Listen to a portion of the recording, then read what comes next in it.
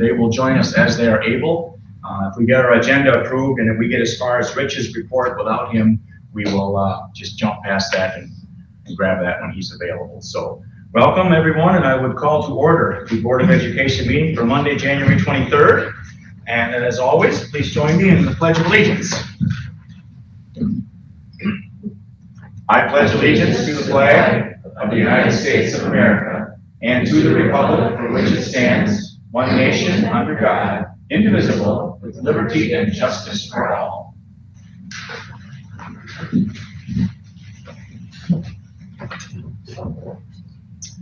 Okay, and then with the caveat that I just mentioned on the agenda, we will go ahead and take action on what we have scheduled. Almost would be the agenda as presented. Second. Motion from Jennifer, seconded by Rick, to approve our agenda. Are there any questions on it? I see none. All in favor of approval signify with aye. Aye. And opposed? Thank you. Minutes that are in board docs as usual. I would move to approve the minutes for the regular meeting held on January 9th, 2023 as presented. Second. Thank you. Motion from Dave, seconded by Rick, to approve the minutes that you have included. Are there any questions on the minutes? I see none. All in favor of approval of the minutes from our previous meeting signify with aye. Aye. And opposed? That clearly passes. I'm sorry. I'm trying to get my laptop to catch up to me. E is action on the vouchers, and as Carly's email indicated, those are updated recently, so the updated versions, both versions appear in board docs for us there. I'll make a motion to approve general checking account vouchers totaling $916,949.91 and building fund 49 vouchers totaling $10,000 as presented. I'll second that. Thank you. Motion from Mike, seconded by Rick, to approve our checking vouchers in the amounts he just enumerated. Any questions on the vouchers? I see none. All in favor of approval of the vouchers signify with aye. Aye. And opposed? Vouchers are passed. Student Council, welcome Holly. Hello. Student Council is beginning to make plans for their neon dance, which will happen in March. We are also continuing to focus on prom, as the prom committee will be meeting this Thursday. Student Council is also in the early stages of creating a club t-shirt and a club field trip for all its members. That's all. Thank you. Very good. Thank you. Public comment is next. I picked up the sheet and I have 3 folks that wish to address us tonight. And I guess as habit, I will go down in the order that they signed up. As I announce you, please come up to the podium and tell us your name and address. And it looks like you've indicated the agenda item that you want to speak about. So number 1 is Heather Moore. Welcome.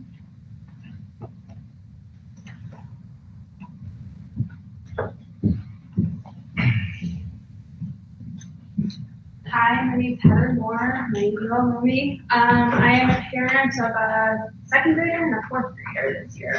I am going to talk on the referenda. I really am anxious to see why the board is presenting a recurring referenda when a non-recurring was passed 2.5 years ago by voters of the school district. At that point in time, 5 of you board members said that you would not be coming back to us with another referenda. Actually, in a Milton Courier article from September 28th of 2020, Mr. Donnan is quoted, "We felt that the 5-year time frame allows us some stability and the ability to make some plans moving forward without tying the taxpayers into something that is permanent." Mr. Martin, you're even quoted in that article on setting finite timelines for voters. By putting forward a recurring referenda, there is no end game. You are increasing the referenda from 2.5 million to 7 million, up to 9.5 million. That's a $7 million increase to taxpayers that will not go away unless you make the decision to do that. The legislature hasn't even gotten a budget from the governor. The legislature hasn't even had a chance to go through and build out a budget. The legislature hasn't even had a chance to pass a budget that should be signed by the governor at some point this summer. I would strongly encourage this board and this administration to hold off to see what the legislature is coming, because you guys were given one-time funding and that has been utilized. We have been told over and over that it's this, that, and the other. And honestly, people saw that the mill rate went up or went down to $8.11, but when you got your tax bill, I know mine showed a 17% increase by the school district of Milton. People aren't paying attention to necessarily the mill rates, they're paying attention to how much their property taxes are going up. And I don't think this is in the wise interest for this board and this administration to put forward a recurring referendum at this point in time. Thank you. Okay, thank you. And second on our list for speakers tonight is Dan DeFore. Welcome. Thank you. Hello, I'm Dan DeFore. I live within the Milton School District. Earlier this month, I was reading a local news source where the title had mentioned a looming fiscal cliff. I assume it had to do with our national debt, now at $31 trillion. Or perhaps the economy, which is the worst it's been in 40 years, and has people paying $7,400 more for the same goods they purchased a little over a year ago. Or maybe due to the highly anticipated recession later this year. I was shocked to find it was the Milton School District which was facing this fiscal cliff, and therefore was considering a $9.5 million operating referendum over 4 years. I said to myself, how could this be? We just received our 2022 property tax statement, and the Milton School District tax increased by over $400. Then I recalled the school district had approved a $59.9 million referendum a little over 3 years ago, and has received $3.7 million in COVID funding. And how could they actually be asking for more money, particularly under these economic circumstances? So I decided to look for myself as to whether this request made sense based on the district's performance and spending trends. So I went to the district's annual reports over the past 5 years to include the proposed 2023 budget and found the following. The student population has decreased every year and is down 212 students over this time period. Per pupil expenditure, these are net expenditures, is over $16,000, which is well above the $13,000 state average. Wow. The district's DPI rating has decreased from exceeding expectations to only meeting expectations. Math proficiency is only at 51%. English language arts proficiency is still behind the pre-pandemic levels and is below 50%. Every family and business has to do more with less these days. This board needs to demonstrate strong leadership and hold this administration accountable under these economic circumstances. No referendum. Thank you. Thank you. And third on the list is Mr. Terry McCann. Welcome. Thank you. Thank you much. I appreciate being here. My name is Terry McCann. I live at 2680 Sharon Drive in Blood, Wisconsin, exclusive of Beloit. And you wonder why I'm here for it? Well, I do have own property on my family farm. My wife and I own it at 2508 Harmington Hill Road, the farm which is just south of Payne Excavating. And I'm here tonight to, by the way, I'm a Milton High School graduate, the class of 1973. As you all know, we were the best there could be. We were the class of 73. I know you know that. And by the way, we have our 50th class reunion this year, June 3rd. But anyways, I'm here to speak about a person that I would like to see the Milton Athletic Stadium named after a legend, and that is Jerry Schwem. I sent you an email. I sent actually our athletic director, Mr. Jerry Seaback, a letter, and I emailed it, a copy to Mr. Billhorn, our superintendent, Dahlman, and I sent to each one of you. And I want to publicly say, I want to thank our athletic director, Jerry Seaback. I want to thank Mr. Billhorn. I want to thank you, Mr. Martin, and I want to thank also Mrs. Kroll, Shelley, for responding back to me in a positive manner. Thank you much. I really appreciate your responses to all of you. I wasn't sure at the time of the email if the current stadium, if it's the Mr. Carl F. Anderson Stadium, the Carl F. Anderson Field. I later learned as the Carl F. Anderson Field. I'm not here to try to take anything away from Coach Anderson at all. I'm trying to maybe piggyback his success with what Jerry Schlim did here for many decades. I would like to recommend to the board that we change the name to have it the Jerry Schlim Stadium at the Carl F. Anderson Field. That way we're honoring two special people of our school district. I'm a Wisconsin Badger basketball season ticket holder for 25 years, and most of you probably think, oh yeah, the Badgers, they play at the Kohl Center in Madison. No, they don't. They play at the Abe Nichols Court at the Herb Kohl Center. They share both those names. So when I go to a game, I go to the court at the Kohl Center. And I think all that Jerry has done for the school district of Milton here, both coaching and teaching, he deserves this honor. Other people in your district you recognize, for example, former Superintendent Platts, you recognized him. I named the auditorium after him. Very appropriate. When the Ag Science Building was built, you named it after Bob Johnson. And most recently, our new natatorium, the pool at Milton High School, is named after the Leader family. All three of these educators deserve that honor. And they were all named while they were still alive. And I think that's a tribute to you, the board, for doing that, to do that sometimes before they die, because that's what they know before they go to the grave. And I certainly hope that you do the same thing for Coach Schlim, because he has touched not just hundreds of lives, thousands of lives, and I don't mean just on the football field. I admit, I didn't play football. I was 132 pounds in high school. I was not big enough to play football, okay? But let me just say what I did for a career, and see if it sounds familiar. I taught Phi Ed at Baltimore High School for 34 years. In the summer times, I taught driver's ed, and I used to referee high school basketball. You think Jerry Schlim had an influence on me? A little bit, all right? I'm not sure what the next step is. Obviously, the administration, Superintendent Dahlman, Principal Gilhorn, or certainly not our athletic director, can make that decision as far as making a name change. That cannot come from them. It comes from one source, you 7 people. And I certainly hope you make that happen soon, all right? If there's something I can do, if someone can contact me and let me know, I know you can't comment tonight, I respect that, but I hope that the next 30 days, next 60 days, someone can contact me, maybe the board can Can you direct. wind it up, Terry, getting close to the time limit, please? Okay, have Mr. Dahlman contact me, okay? But thank you much for your time, I appreciate it, thank you. Thank you. All right, so that exhausts public comment, and we are up to superintendent update. Rich, are you ready to launch into that? 2 different things on a superintendent update. First, we will have the Red Hawk highlights, and this being the second board meeting of the month, our principals will come up to the podium and give some highlights on things that are happening in each of our schools or departments.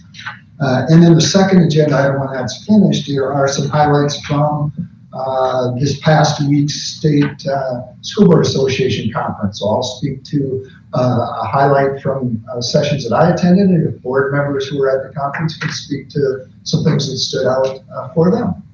So principals, if you want to go ahead and start things off. Just for the record, I like to be first. Because you guys forgot. Just to share a couple things. First of all, I want to thank you for the opportunity to be able to share what's happening today, the here and now. I know tonight we learned about some scores and stuff, but I like to talk about what's happening within our buildings today because it's pretty exciting stuff. So in the teaching and learning, this is for K-3, I'm sharing for all elementary schools. We're continuing with our PLC journey, learning most recently, creating some common formative assessments in the area of math. And it sure is exciting to be part of that work, to hear some of those conversations that the teachers are having on these Monday early releases. We also are just got done with our iReady testing, so we'll be looking at that data, making some adjustments in our teaching moving forward. In the community pillar, lots of opportunities for families to participate in things, bingo night, movie night, family fun night, spoopy nights, etc. And then the last thing that's kind of exciting and different for us at the K3 is we have a neighboring school district that has reached out to us. They want to learn some of the things that we're doing. You know, Milton is unique in the sense that we have 4 elementary schools with 3 principals, and some of the collaboration that Mrs. Schringles, Mrs. Kuki, and I do throughout the year to keep our buildings kind of running at that same pace. We've reached out and we're going to learn from them, and hopefully we'll teach them a few things. So, thank you. Good evening. At Northside, we are off to a very energetic start of the year. We started off with our iReady assessments, which has been extremely exciting. Looking at our data for both math and literacy, we have seen huge gains. So 61% of our students are already well on their way towards meeting their end of the year goal for math, and 93% of our students are on their way to meeting their reading goal, which is for the end of the year. So huge celebration. We appreciate all the hard work that was brought to impact our school for our new literacy curriculum through Wit and Wisdom.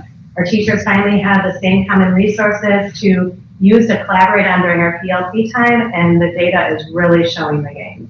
So very appreciative for that. We also have for Mental Health Awareness Month. Our 6th grade students are receiving lessons from our school counselor on mental health through the Red Hawk lesson times, as well as we shared resources with family and a great handbook for mental health awareness. For our internship program and our partnership with UW Whitewater, it is still continuing to be a great success. We are just so appreciative that you continue to approve that. We had 100% placement for all of our interns, including one who is staying on at Northside this year. And our new interns are just beginning. So very exciting times with our internship and strong partnership with our local college. We have a great news to share about our regional math meet. Our 5th and 6th grade students, along with the middle school team as well, received first place in the regional math meet. So that's a huge celebration, and please be on the lookout of the newsletter for all the students who participated in that. We just have a great start to 2023. We appreciate all of the boards and our family support. We've had a great time through like family involvement, such as we have a yearbook committee that's made up of 5 different families coming together to work on that on students' behalf.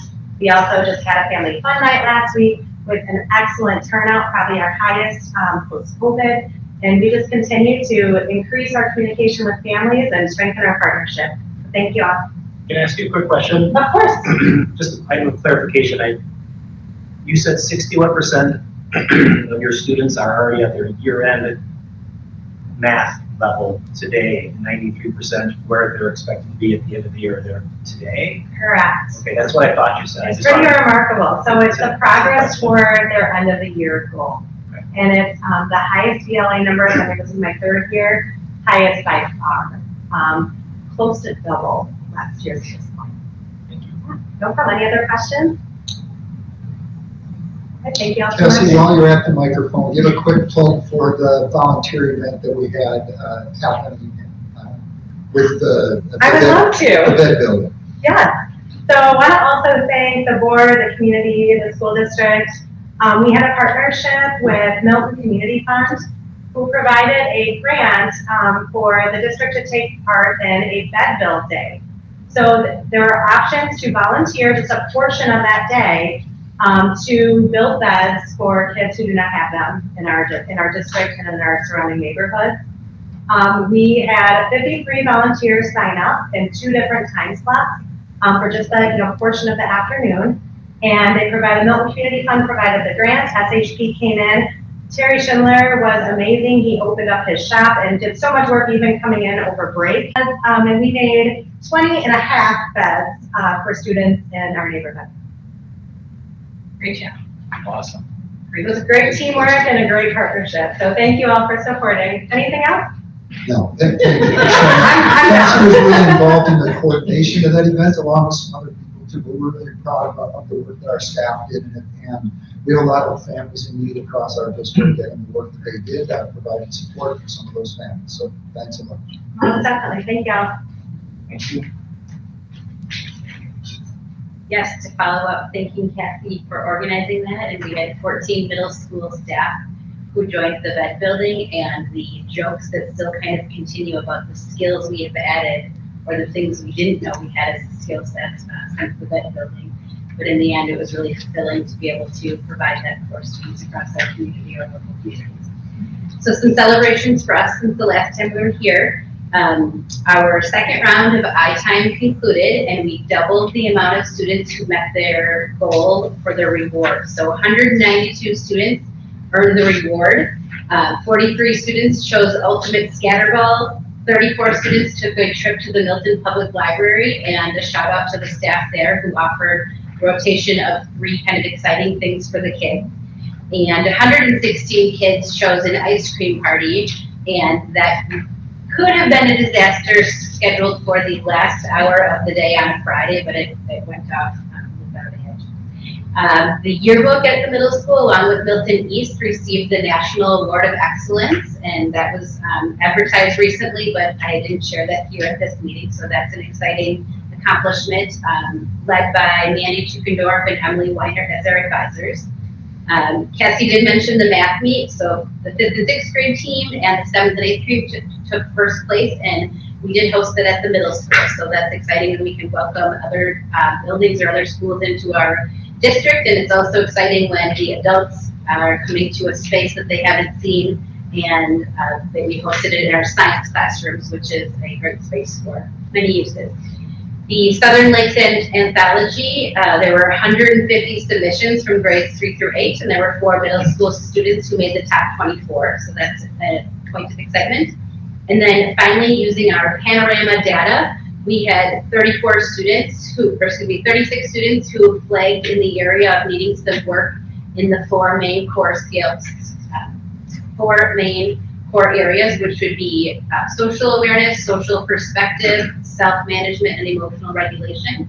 So Ms. Schmid, Mr. Mazzolia, Mr. Yacher, Mrs. Orr, and myself hosted a morning called Huddles, and we each led a focused group. Kids rotated, the 36 kids who needed some skill building in those areas, rotated among our 5 groups, so we could talk intentionally about that specific area of the panorama survey and what some of those questions look like and how we build some skills in those areas. So from that morning, we will now take it to more of a customized level. They can pick which one of the adults they want to work with, whether it's a small group or a larger group, or if they just want us to be able to share things without having a meeting, but really following up on those students who are flagging for us as needing some additional skills in those areas. Thank you. All right, finally at the high school. It's been a busy time at the high school. The most recently, this last weekend, Milton Showfire parents hosted the Rock the Rock Showfire Invitational at the high school. We had 18 different choirs perform, schools from all over the Midwest that came to share their talent at Milton High School. Had well over 3,000 people who were through the building that day. I'm going to tell you, organizing that event in the new facilities versus the past is just, I had to pinch myself several times. It's really nice to be able to have that space. The kids did a great job. It was great to see the talent, and our directors, Abby Landon and Bryce Hesterman, did a great job working with the parents to organize that event. 2 weekends ago, Rob Thomas, new teacher at Milton High School, computer science teacher, but he's also the Red Hawk Robotics advisor. Our first ever, we competed at a VEX robotics tournament. Rob has been doing a great job getting kids excited about robotics, and they competed. Their goal for their 2 teams was not to get disqualified, which, believe it or not, was actually a pretty sufficient goal. Neither team qualified, were disqualified. In fact, they brought a lot of ideas back. The mechanics said they're going to do 2 more tournaments this year. So they're really excited about that. Really fun to see that space getting used in lower STEM. January 31st, we will be holding our next round of the Chalk Talk ACT screeners. I met with the junior class today. We are preparing for the ACT on March 7th. Every junior in the state of Wisconsin take the ACT on March 7th. Over the past months, we have been using the first round of the Chalk Talk ACT screeners to deliver interventions, supports for students for specific skills that they are lagging in the junior class. Those students have been taking advantage of that. We're going to take another round on January 31st, and then actually have a more intensive month of February, working on test taking skills and also more specific skill building for students as we prepare that last leg before ACT on March 7th. Upcoming months, upcoming weeks, the field house is going to continue to be put to use. We'll be hosting the Badger Conference Wrestling Tournament. We'll have 16 high schools at the wrestling tournament. The next weekend, we'll have we're hosting a regional tournament, 8 schools. 3 weeks ago, we actually hosted the Badger Conference girls basketball Badger Challenge, which was all 16 high schools on a Saturday, Friday night and Saturday. 8 basketball games, 8 varsity, 8 JV games played at the high school. There's a lot of basketball play. Finally, a big shout out to the community too, the supporting the Milton baseball boosters. With recent fundraisers, the plans are being set as we are starting to think about spring. We're not going to have lots of snow, so we're going to get onto the fields right away this spring. But the new fencing and new scoreboards at the baseball field behind the high school, renovations that are started with that fundraising, working towards that. The coach and the baseball program are very excited and very active this last winter. Be excited to see what goes on this spring. Thank you. And I'd just like to thank the principals for highlighting some of the great things that are happening across all of our schools, in our classrooms, in our extracurricular activities, and among our staff. So some wonderful things happening across our district. And if it's okay with the board, I'll kick things off on updates from the State School Board Association Conference. A number of board members and myself attended, as well as Carrie Bradley attended this past week in Milwaukee, along with school board members and administrators from districts across the state. And there's a number of breakout sessions throughout the day. And just one thing that I'd like to highlight is that there were a lot of breakout sessions around how districts are addressing the financial situation that districts across the state are in. With the lack of state funding keeping pace with inflation and frozen revenue cap, districts across the state are in similar financial positions. So there were a lot of sessions for both board members and for administrators on different ways that districts are addressing that. Many school districts brought referendum questions to their voters this past November. A large number have already made a decision about doing that this coming April. So it was a good opportunity to hear some different ways that other school districts are addressing that issue. Let's go around circular here. Jen, you want to share a couple of highlights of stuff you were able to take in? Yeah, I primarily focused on the HR kind of track at the convention, along with, again, some board development. And so I found it very interesting. Much of the conversation about the school board was, again, focused on building a solid relationship with administrators and, again, trying to be effective in our leadership role. So I took away a lot from that. And then obviously on the HR side of things, again, just really talking through a lot of some of the similar districts in the state are having the same, I guess, focus areas as we are. So benefits, salary. So again, took away a lot from the couple of days that I was there. First of all, I just wanted to say thanks to the district for sending me and all of us to the convention.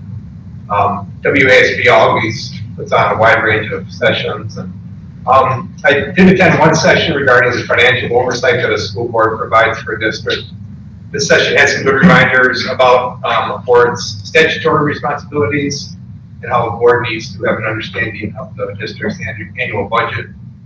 The speakers also talked a little bit about the auditing process and the roles of the auditor and the importance of speaking with our business officials if we have any questions about any of our finances. I also attended a legislative update that was done by some staff from WASB. They spoke about the current political climate in Madison, and both of the presenters were optimistic that the legislature and governor will work together more this coming year, not just on education topics, but on others as well. But of course, this all remains to be seen. And I also attended a session on the onboarding of new school board members. I learned quite a few things that I believe will be helpful, especially as we will be welcoming 2 new members in a couple months. Okay, yeah, I've had a number of opportunities to go down to this convention, and it's new and fresh every year in some regard. Just to give you a little scale idea here, there's 2,000 people at this convention, about 1,500 school board members, and 400 to 500 superintendents and business officials and other administrative staff. So it's a big event. There's a big trade show that's involved. It is fun between breakout sessions that all of us had a chance to do. We can walk through aisle after aisle after aisle of everybody that sells anything that school districts need.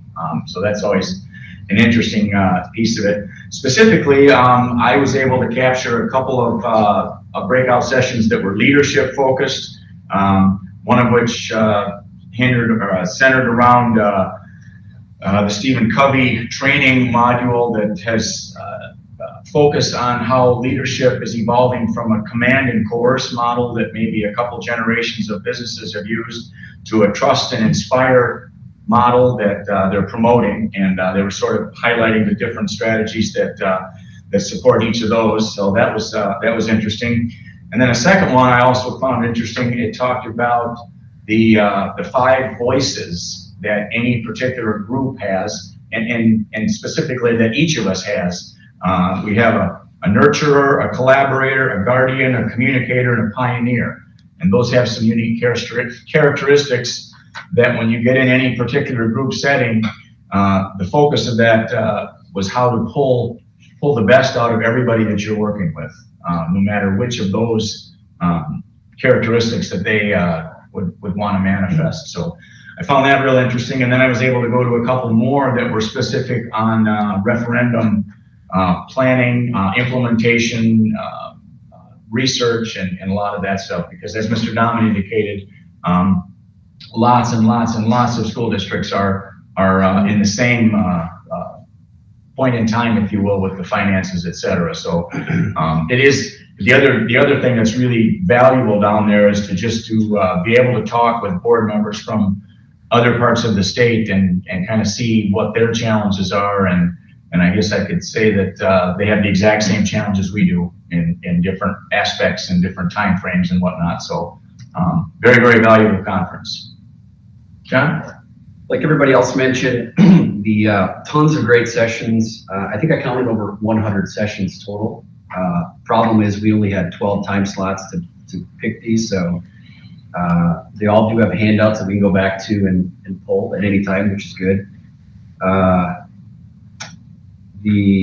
Some of the sessions that I had wrote down that I wanted to try to partake in were all dealing with educating the board, whether it was finance, governance, curriculum, navigating through community conflicts, cybersecurity, meaningful community, school safety, energy efficiency, budgeting, strategic and sustainable planning. So most of what I gravitated towards was the school finance side of things, which is very complex.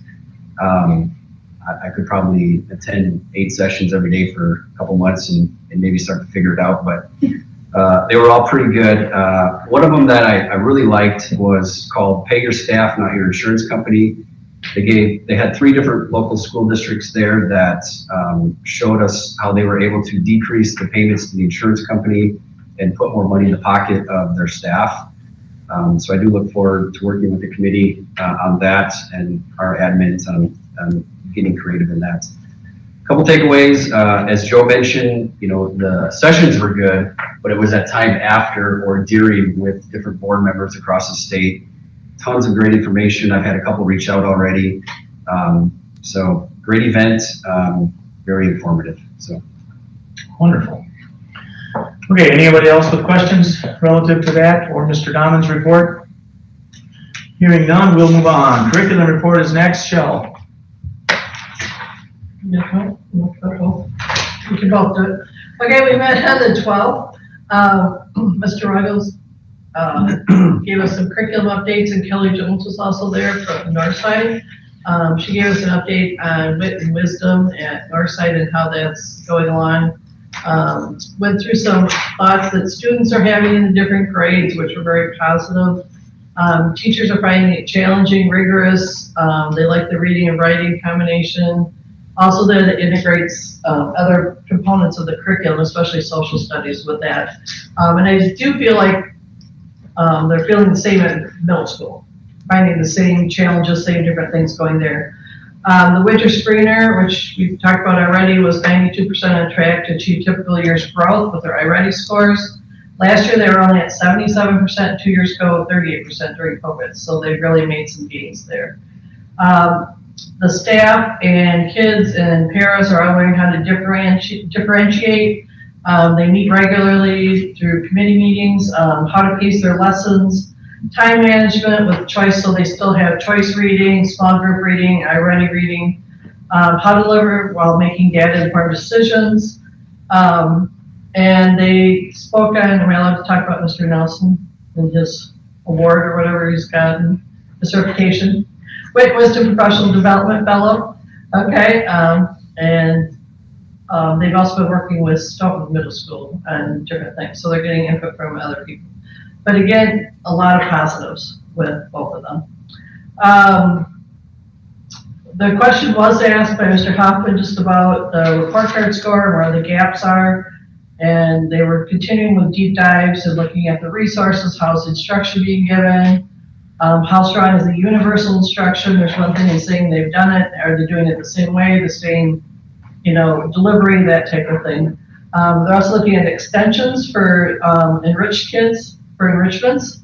So not just for the kids that are catching up, but the kids that are going above and beyond. And they agree that it's an increased rigor for all the students in all the grades, which is a nice change for them. So they're seeing leaps at all the different levels of the kids.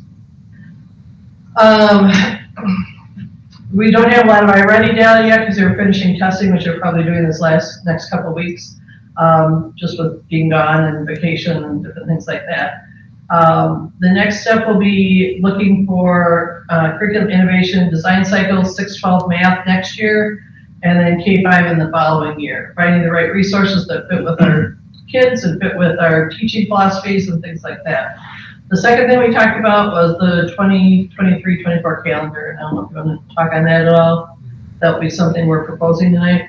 Yeah, so as we dug into board policy and talked at a previous board meeting in the fall when we talked about that early start waiver, that we have been, at sometimes we've brought in the calendar to be approved, and sometimes we brought it as an FYI item. And beginning the board policy, the board sets the number of instructional days for students every single year, and according to our policy, even though now BVI has adjusted the language and it's all about minutes and hours of instruction. But nonetheless, the way that our board policy reads is that you guys have to set the number of instructional days every single year. So we shared some of that information at the calendar committee. We looked at some different templates, made a decision on the final template, which is, I think, is going to be just a better informational tool for all of our families as well.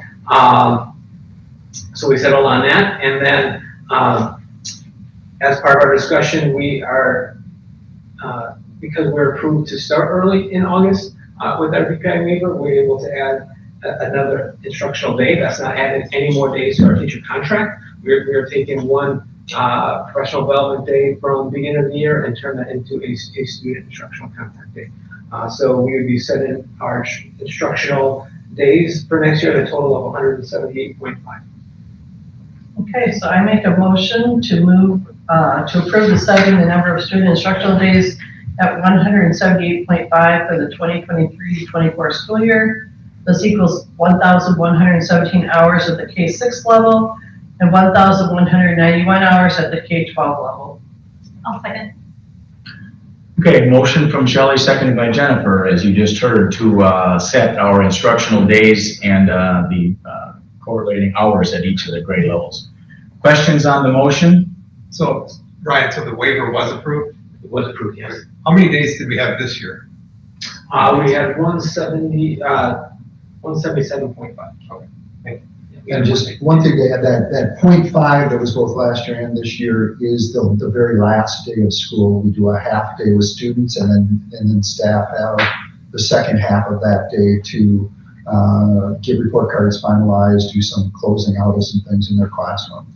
And the state regulation is hours versus days now, but we're above and beyond that, so we're covered there. I may have heard wrong, but I think Shelley on the motion said 1,191 hours at the K-12 level instead of 7-12 level. Oh, yeah, we should probably. 7-12, sorry. Yeah. Want me to reread it? No. Second, third? No. So I just want to make note of Yeah. that. It's only 7. The actual motion is that the second number of hours is reflective of the 7-12. 7-12, first one was K-6. Any other questions? All in favor of the motion signify with aye. Aye. Opposed? Thank you. That motion clearly passes. Thank you, Shelley. Okay, Finance Committee report, Mr. Mike. Thanks, Joe. The Finance Committee met once again on Wednesday, January 11th to continue our discussions on budget planning. As has been pointed out at our past board meetings, we are faced with an increasing discrepancy between our future revenues and our expenditures, when around 83% of our operating budget is controlled by state-imposed revenue limits and our state legislature chooses to not increase per pupil spending for multiple years. That leaves the district in a difficult budgetary situation. I think it is very important to point out that the school district of Milton has one of the lowest per member revenues within the Badger Conference as well as in Rock County. That has been brought up before, and Carrie will point this out again in her presentation this evening. It is also important to note that over the past years, this board has done our due diligence in looking for ways to increase efficiency through our spending, and the presentation will also highlight some of those efforts. At our meeting on January 11th, we looked at many different scenarios for addressing this issue. Throughout all of our discussions, we tried to balance commitment to our students and our continued emphasis on providing high-quality educational programs with our commitment to the taxpayers of this community.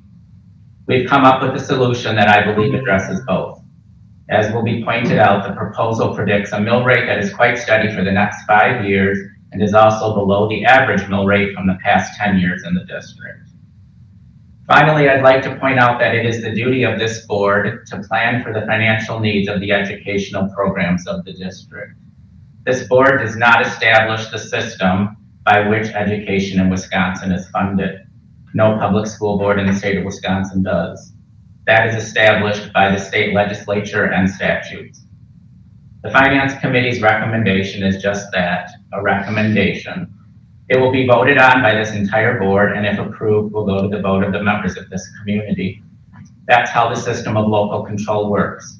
Each community gets to decide how much of a financial commitment they want to make toward the education of the children of their community. And with that, I will turn it over to Carrie with great thanks for all of your time and energy to inform the board and particularly the Finance Committee so that we can make a recommendation. Well, thank you. And in my notes, I really have our journey continues. We have been talking about this at a high level for a year and a half, and in the last few minutes have begun to dive into the details.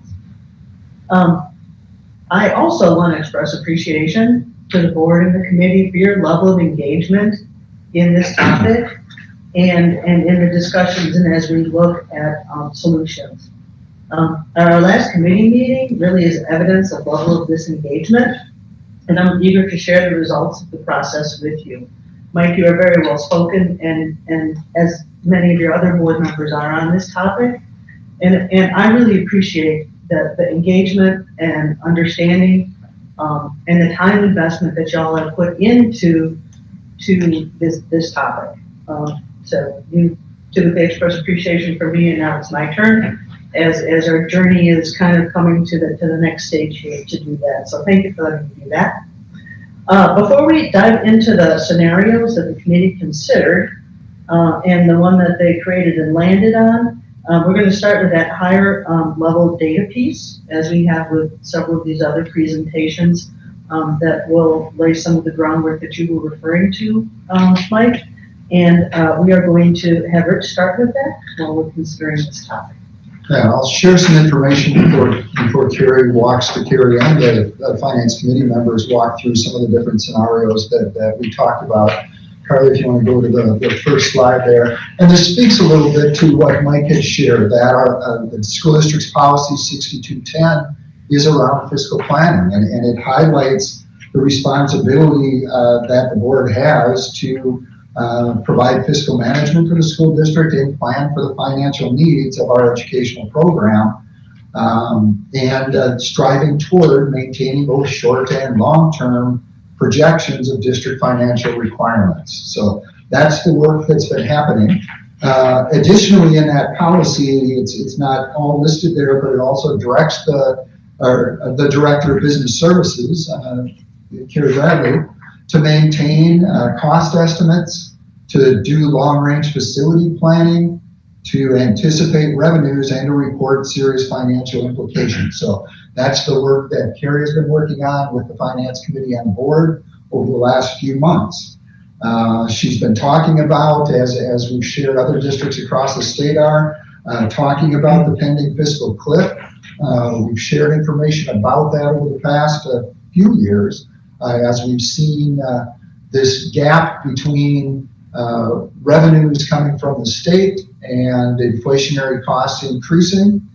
And the board's been working on and planning and those projections at board meetings for the last 3 or 4 months. On the next slide, it talks a little bit about some of the history across the state. And I think it's important information for people to be alert to. Since about 83% of our operating budget is controlled by the state imposed revenue caps, which are known as revenue limits. Over time, you can see in the graph there, the per pupil adjustment has not kept pace with inflation. You can see not only the last 2 years, there's been no increase in the revenue limit per pupil adjustment.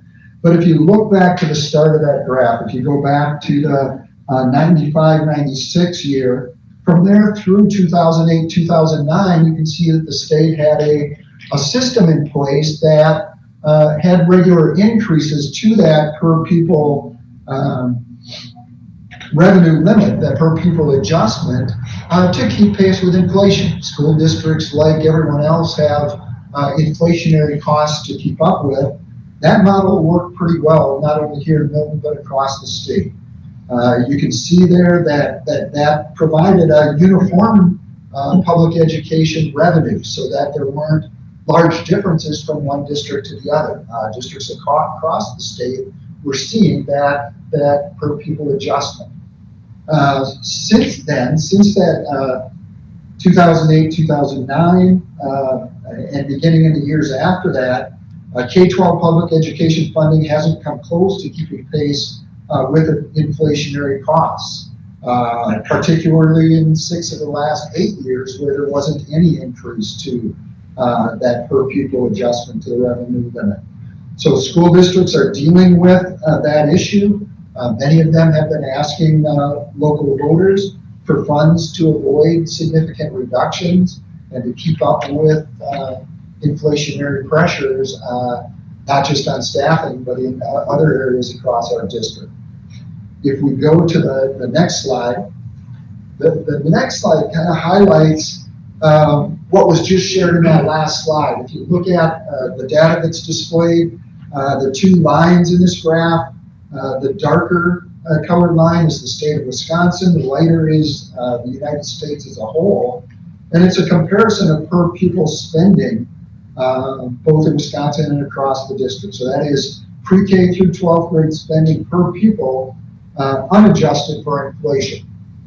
And you can see there that for many years, starting back in 2002 up to about that 2010 area, where the state changed its model, as displayed on the previous slide, the state of Wisconsin and the nation rose at a pretty similar trajectory. And the state was a little bit higher than the national average.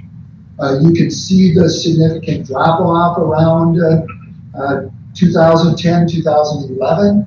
We saw that in the last graph. And then the country as a whole that pace of per pupil spending rising at a faster rate than across the state. So that now here at the end of that graph, that goes up through 2020.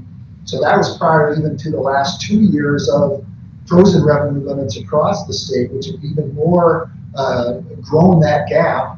We've seen Wisconsin no longer being a leader in funding public education across the country, or being above that average, to falling below the average and moving in a trend that is being surpassed by a lot of different states. So it corresponds to that last slide, but it really shows how that trajectory across the state not only fell off back about 10 years ago, but has risen at a rate that doesn't come close to inflationary costs.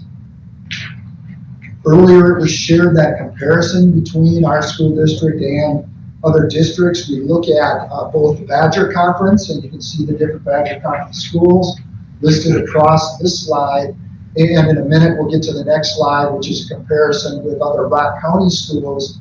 And it really shows that we've worked hard to balance that high quality education that we provide, education and opportunities for our students, balancing that with being fiscally responsible for our taxpayers. You can see on this slide of the 16 school districts in the Badger Conference. The latest available data was from the 2021 school year, but you can see the average revenue per member for those districts was $15,783, and the state average for that year, you see at the bottom of that graph, was $16,972 per member. And you can see Milton not only has the lowest revenue per member of those 16 schools, but is considerably below both the average of those school districts and of the state. So that demonstrates that during this time, we've been working with less revenue per member than other districts, but even with that, we've been able to offer great programs and education for our students. The next slide is the same data that's displayed for Rock County, and again there, you can see the 8 different school districts across Rock County. Again, it's from the 2021 school year. The revenue per member, our average of $14.3 thousand per member, and the group average for the Rock County school districts is $15,718 per member, and again, that state average is nearing $17,000. So I think those are important pieces of our conversation to show that we have been able to be fiscally responsible as a school district, both this board and previous boards and administrators. So we're pleased with that, but we also know that we're facing a situation because of the frozen revenue limit, and we'll see some of those projections coming up that'll put us in a difficult position. I'm going to turn things over then to Carrie and let her dive into some of the details in the budget forecast. But before we dive in too deep, we want to just take a moment to one of the questions that's asked is what have you done to balance the budget? And so this is basically the equation for a balanced budget. And we know that our operating revenues need to equal our operating expense in order to have a balanced budget. So what have we done in Milton in the last couple of years to make sure we have a balanced budget? And there's 2 on the revenue side, and they're in italics, and that is the voter approval of the non-recurring $2.5 million non-recurring operational referendum that expires in 26-27. We also do an annual review of fees, to look to make sure that we are charging adequate and appropriate fees. The reduction list is much longer than on the revenue side of the equation. On the expenditure side, we reduced rent costs by moving 4K into our buildings. We used to rent a space for that. With the referendum, space became available in our buildings, so we brought the students into our buildings and saved on rent costs. You've heard us talk about the transportation costs. being reduced, and we did that by implementing a more efficient system. And part of the way we were able to do that was by creating the attendance boundaries. And the board was involved and worked through that process as well.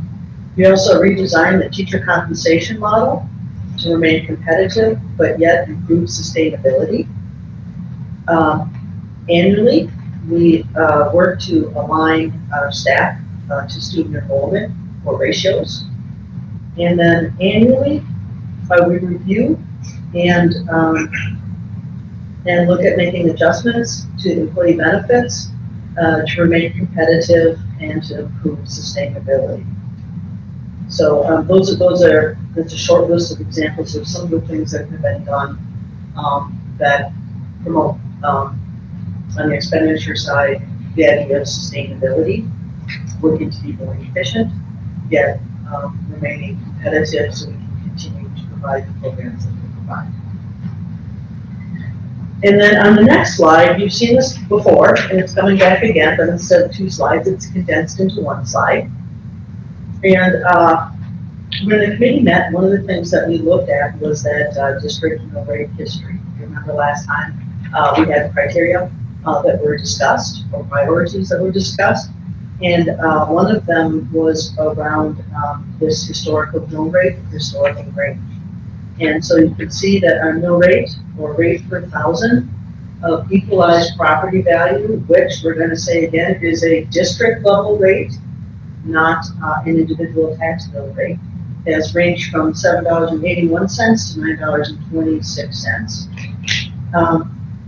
And then our average is $8.61. So if I look at that calculation where it says total levy divided by equalized property value times 1,000, and let's say I put in $1 million divided by the 2.7 trillion in property value times 1,000 would result in a 37 cents per thousand mill rate, to just get a few cents of that number. So then earlier in our meetings, we began looking at budget forecasting, and it was based on assumptions, as what we do anytime we're forecasting. We've kind of reviewed this list, and I've added to this list over time. So we use this information then to calculate the revenue limit, and then also to determine our total revenues in the next year.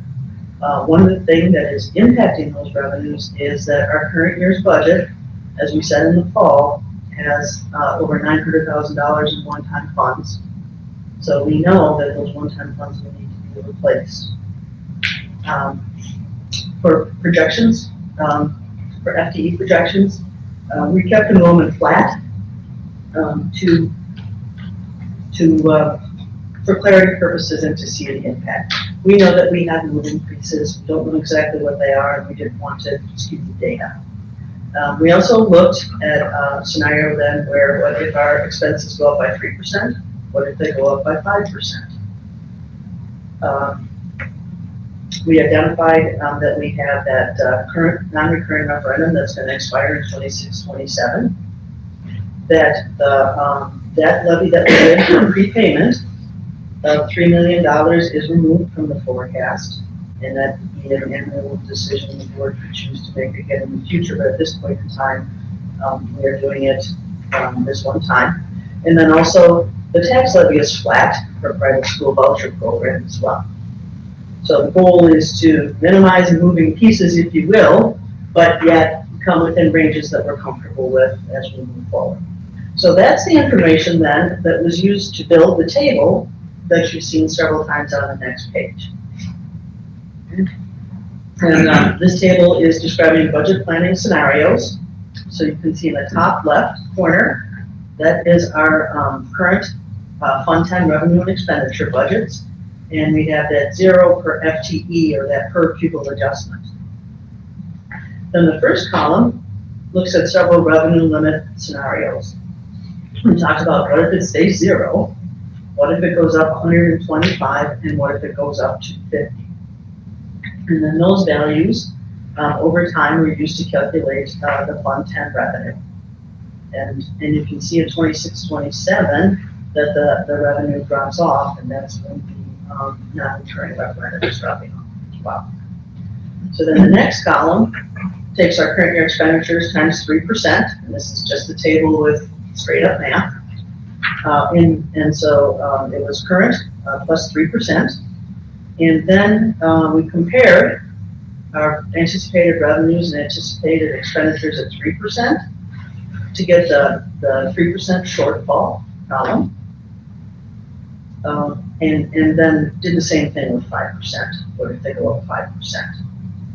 So when the committee looked at this, then we were looking at ranges, if you will, of 3% increase or 5% increase. And we also were looking at 0 to 250.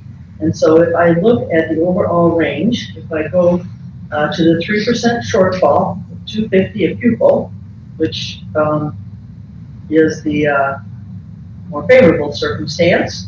If I go to the very bottom and I get out to 2006, 2007, the number is highlighted there of $7 million. And if I do worst case scenario, which is in the 5% column with the 0 per pupil, it is $14.6 million. So we know we're working with ranges. We're talking about what's likely and what's not, and what those parameters are, right? So the committee then said, let's work with 125 as an in-between mark. And in doing so then, we are looking at a 8.8 million to almost 13 million if the expenditures were to go up 5%. So we just need to be mindful that what we're projecting could be more or less, depending upon what the legislature decides in the next state budget cycle, and then some of the other assumptions that we had talked about as well with regard to our FTE. And you hear me every year when we go to the annual meeting, and we're prepping for that in June, to say that we're going to get some of those other big pieces in the fall around FTE and property values, and the same holds true here as well. So then the next slide then really is around what the board or the committee actually considered. If you remember our conversation at the last board meeting, and we had to balance, and we had things, not that they were necessarily offsetting, but they were balancer. And so the board talked at a high level about what the priorities were, and then the committee continued that work. So the goal that the committee landed on was provide sustainable revenues and resources. They wanted to look at a long-term solution that also accounts for the expiration of the current non-recurring referendum.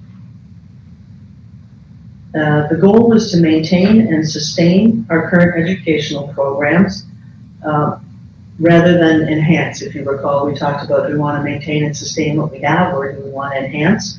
And we're really focusing on maintaining and sustaining. If you recall from the strategic plan, the targeting of fund balance is one of our areas that we're working on in finance. And the target is to have a general operations fund balance of 20 to 25% of the annual expenditures. The other thing that was discussed was the importance of having a gradual impact on a year-to-year tax levy. So if you look at our mill rate history, you can look at our total dollars levied history as well, and it goes up and down. And one of the things that we had talked about is, can we smooth that out? So that the annual experience that people have would be smoothed out and more even with the changes from year to year. And then finally, using that 4.7% estimate of property value growth, which we'll touch on again later, keeping the mill rate in the range of $7.81 to $9.26, which is our historical. So the Finance Committee looked at all of these things and balance these concerns, and came up with a solution. But before we get to the solution, we want to walk through the process, and I want to give committee members opportunities to share what that process was like. But before we get there, if you go to the next slide, we just need to kind of do the reminder that there are two kinds of operational referendums. They're also called exemptions to the revenue limit. One is the non-recurring, which we've talked about as one-time, temporary, sometimes done with a specific purchase or need. A lot of times done bridging in anticipation of changes in the future, and it is seen as a short-term solution. Recurring referenda is revenue limit base building. It's permanent and sustainable. It supports ongoing needs into the future, and it can be used as a short-term or a long-term solution. So then we did several scenarios that the board considered. We don't have them all here, but we have some selected few to walk through so that you can kind of have an opportunity to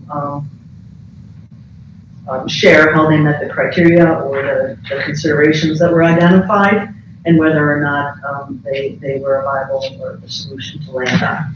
So we looked at a non-recurring referendum, and part of the reason we did that is because that's what we have now, if you will, and so let's look at a non-recurring again. We also looked at recurring referendums. We looked at a 1 year boost, if you will, that would help replenish some of the base that we've lost over the last 2 years because of the zero per pupil adjustment and formula. We also looked at multiple year, and we looked at multiple year with same amounts and varied amounts.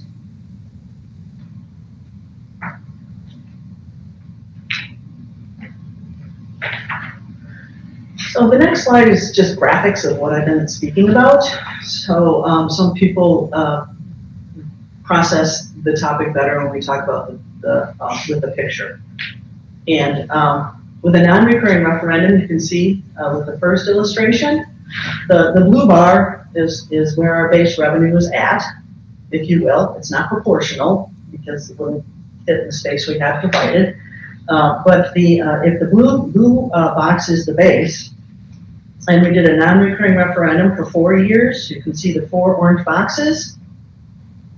So you have that money available for that 4-year window, and then year 5, you haven't built your base and you're back to where you were before you started, excuse me. The second slide is recurring, okay, which shows in year 1, you got a boost, and it's recurring, so it's built into the base, and then you have that revenue moving forward, or that I shouldn't say revenue, I should say revenue forward, moving forward, sorry. And then the last one is really, what if you do multiple years but you don't make them all the same? And so this is where you can kind of see base building happening. So you have year 0, which is the blue box, right? And then we have the blue box, and we're going to add a recurring referendum. So that would be the orange box on top, and then if you kind of draw a line across, you see that orange becomes blue next year and part of our base, and then you can add another step or another amount that then gets built into your base, and so on. And so then after that 4-year period, okay, the money becomes part of your base moving forward. And so I think sometimes the picture helps more than one time, not one time, permanent, not permanent. The picture shows it as base building, and that you'll have that authority into the future until such time as your base erodes, like we've experienced the last 2 years. But the idea is you have it on into the future, into perpetuity. So, referendum choices talk we have done, so now let's move on. So then, the next step really was to take a budget forecasting model that we have and build the assumptions. So we went from the table to build the assumptions into the model, okay? And so many of these are the same as we had in the first one. In the model though, I just want to touch base and we talked about the annual increase in equalized property value of 4.7%. And I want to talk about where that comes from. So where that is it's the average of the last 10 years without last year's growth. Last year we had over 17% increase. And so to take the average of the last 10 years was a concern because such a high number was in there. So I backed that out and took the average of the remaining 9. There's also a conservative increase in state equalization aid ceilings and guarantees. Okay, and the reason that's important is when we talk about the revenue limit, it's a combination of those equalization aid dollars and tax levy dollars. So I think that we're going to anticipate potentially that there will be more money put into the pot, if you will, of equalization aid that can then offset the impact of increased revenue limit authority. Okay. And then finally, we have the holding the levy flat for the private voucher program. All right, so the first example is a non-recurring exemption to the revenue limit. And so what this would do would add $3 million for each of the next 4 years, okay? So what I did, and what I did with the committee, really was highlight the first box. It has to do with, is there a surplus or a deficit, okay? And so if we were to do a $3 million non-recurring exemption in year 1, the question is, right, does it address the deficit, or do we have a surplus? And in year 1, it does, but then as we move the budget year column, okay, but then as we move on, the deficit continues to grow, and then when it drops off in 2027-28, that the deficit would be higher as well. The next thing we talked about is really what happens to the tax levy. And so that next box that's highlighted, we're talking is the change in the total dollars levied. And so if you look, you can look across and see that there are variations in that number and a slight increase. And then the last thing that we looked at was the mill rate. And one of the questions we asked was, you know, is it inside that range of 781 to 926? And I think as you look across, you can see it falls outside of that range, and it is also well below the average. So if we look at the questions. Harry, one quick thing before you move to the questions, because it might be difficult to see from the audience. I want to make sure you point out, you have the arrow drawn in there, and I think it's both on this example and on the upcoming examples. An important place to look in this example, $3 million revenue limit exemption for each of the next 4 years. And there's an arrow going down to here. So you can see the current $2.5 million non-recurring. In this scenario, it would bump that up to $5.5 million. That $5.5 million would stay in place for the following 2 years. It would drop to $3 million here because the $2.5 million that's currently in place would sunset or expire. And then the following year, that $3 million would drop off or expire because that would be the end of those 4 years. So in all of these scenarios, if you look to this column, it kind of shows what would be either that non-recurring or recurring change and what would be that overall referendum debt levy that would be in place. So you'll see that consistently in the other scenarios that are coming up. I think one other thing worth noting that we talked about in the finance committee meeting was Robert W. Baird built a lot of these budget forecasting models, and so as far as the underlying assumptions and how the data is crunched, if you will, is a third-party consultant that's an expert in this field help build these models as far as where these numbers coming from. I guess Correct. Story has some value. And especially in equalization aid, I consulted with them before we put the value in. Yes. Yeah. But that's a good point too, and I jumped right in, is This is the first year that we're working with the Baird model. We had a different model in the prior year. But we had also worked with them a couple of years ago too. But thanks for calling that out. That's good. And thanks, Rich. That's something that we'll continue to talk about on the future slides. But you can see the pattern of what's happening. You can also see in that example the change in the debt levy as well. All right.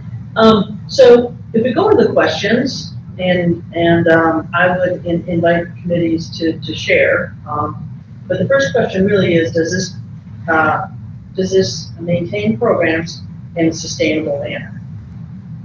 That's the first question we had talked about. And I think given the nature of a non-recurring referendum, it's not sustainable into the future. It's temporary, and it also really wasn't sufficient as well when it came to those projected deficits within that range that we were talking about before. And then there's also a line on here that talks about the fund balance as a percent of expenditures. And we can see when there's a surplus that our fund balance in the general operations fund will decline. So it's not aligned with one of our strategic goals. And then the last one on here really is around that tax levy impact is a gradual and within our historic leverage. I think there's a general consensus that this doesn't solve the situation that we're in, and it's not our sustainable solution. Agreed. That was one of the things we talked about at length was why we produced a small surplus in the very first year.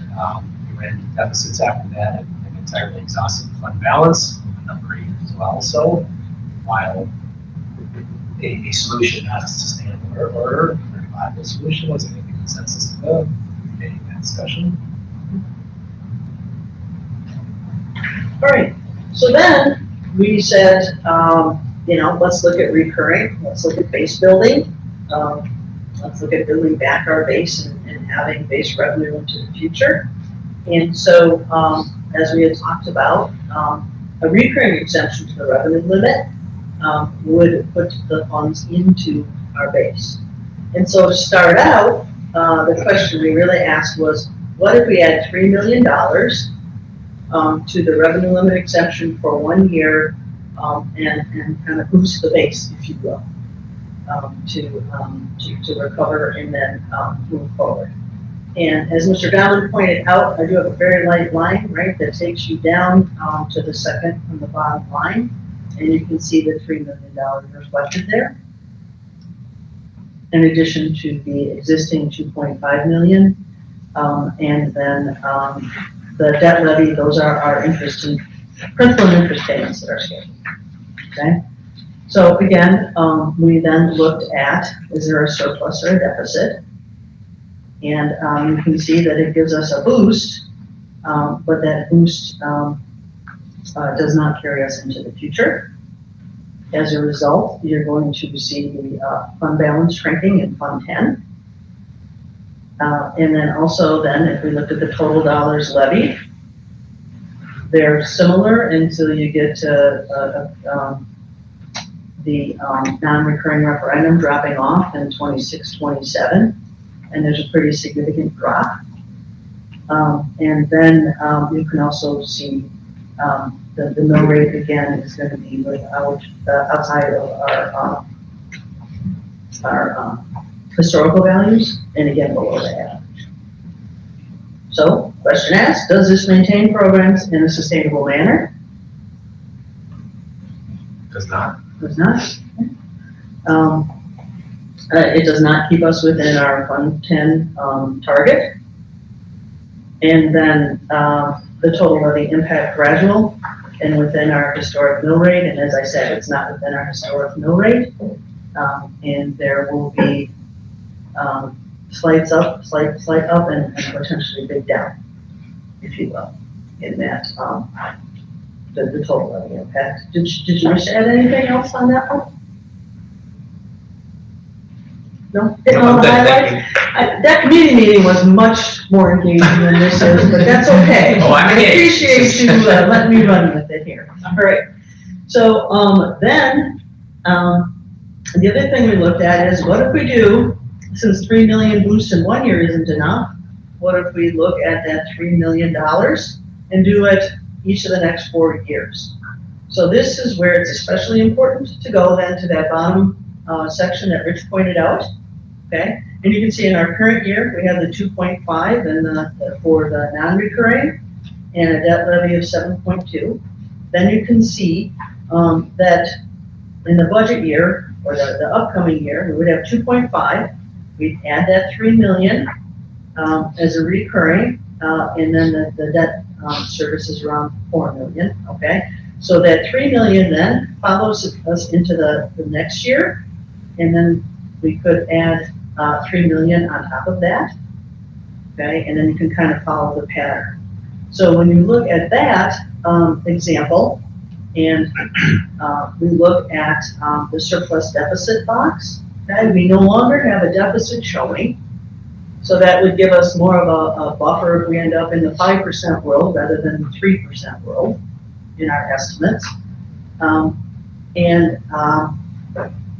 If we look at the levy impact, if you look at the total school levy, okay, year 1, it looks like the change in the total dollars levied is a little less than 1.5%, okay? But in year 2, it goes up to almost 15%, then it goes down to 13%, and then 3%, and then it looks like about 1.5%.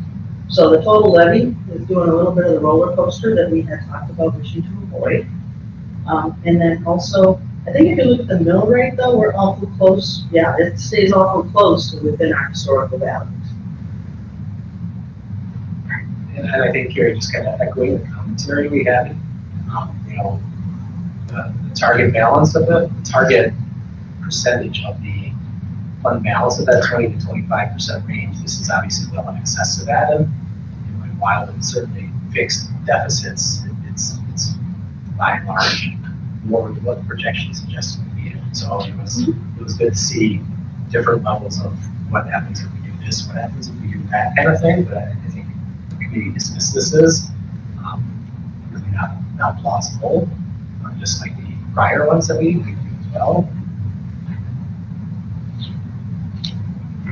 Any other comments on?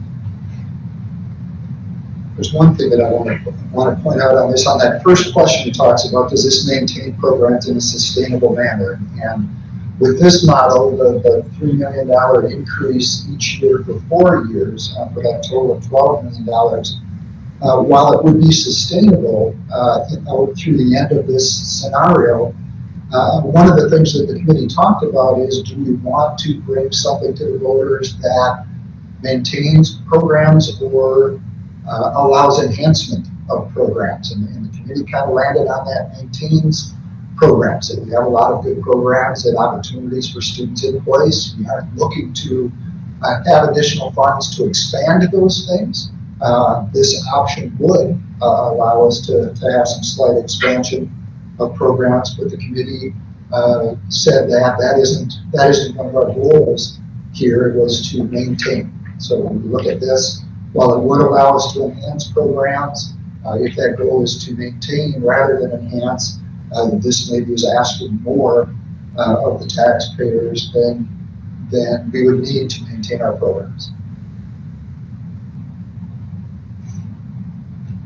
And one other thing while we're still on that page, with that said, the mill rate levels on this and during the 25-26 year would creep just above the highest year in our history. If you recall from that earlier slide, in 2019, our mill rate was up to $9.26. With this model, it would peak at $9.28 before starting to go back down. So it wouldn't get out of that historical range by very much, but it would creep a bit above that historical range.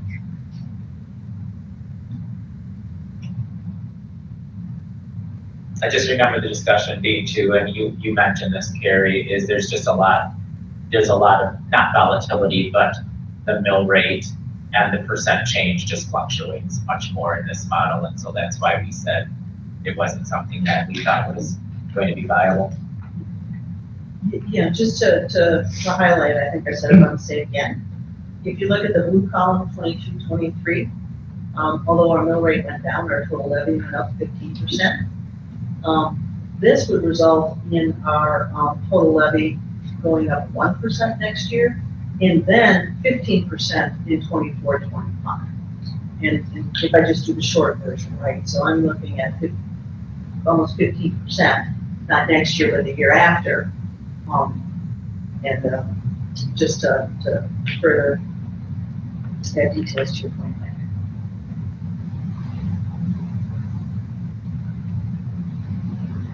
there. Any other thoughts you wish to share? You could hit them all, but. Okay.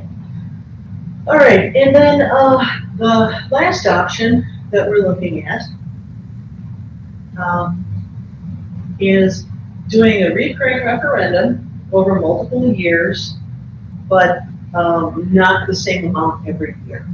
Okay, and if we vary that amount, it improves our ability to level out that the tax levy experience. That is the second box, but let's go to the first box. So the first thing we look at is what does this do to our surplus and deficit? And if you look in the first year, it's projecting a surplus of about 1.3 million.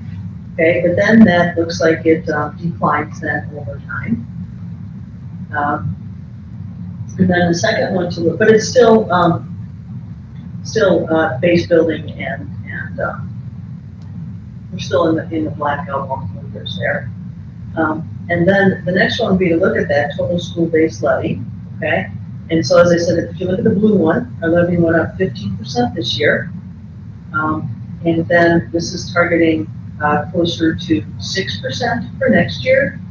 A little bit less than 6%. It's in 24, 25, and basically it's between 5 and 6% through 26, 27. So it will work on leveling out the roller coaster impact of ups and downs. And then also when we level that out, you're going to see the mill rate as well, right? So right now it shows the mill rate going from our current value of $8.11 per thousand to up by 10 cents to $8.21.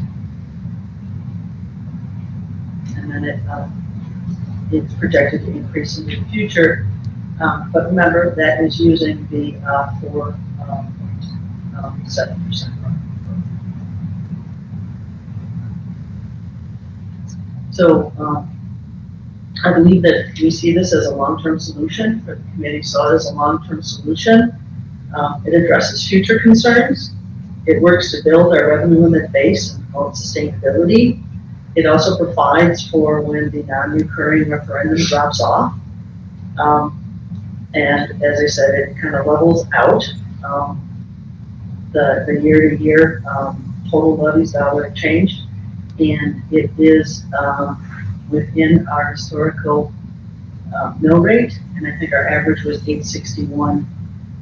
And based on these assumptions, it comes in slightly below that average. So when you get to the questions, it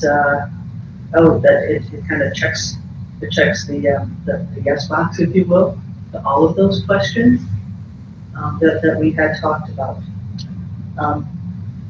One of the things that we had talked about, I'm going to go off script here, is that, or unless one of you want to speak to it, we had talked about how if you pick the same dollar amount and it's simple, right? That was our 3 million per year example, okay? But then when we looked at how the ask for the same amount impacted the total tax levy, it was kind of like a reflection on maybe we step back from the same amount in the simplicity and do something a little more complex but does a better job of leveling out that taxpayer experience.